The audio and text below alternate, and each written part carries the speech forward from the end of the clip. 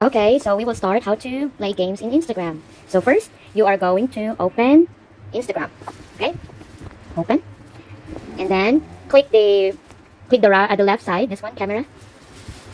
Once you click it, you go to browse effects.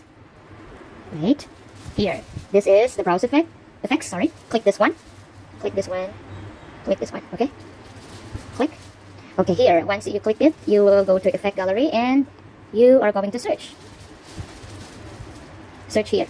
Okay, for example, I will search Cebuano.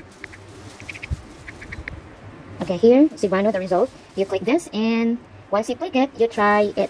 Click this, try it. Okay, once you try it, you go here, this one, click this one. Once you click it, press save.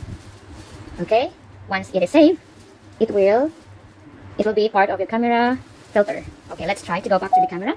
See, you can find it here. Okay, where is it? I have so many filters. Okay, here.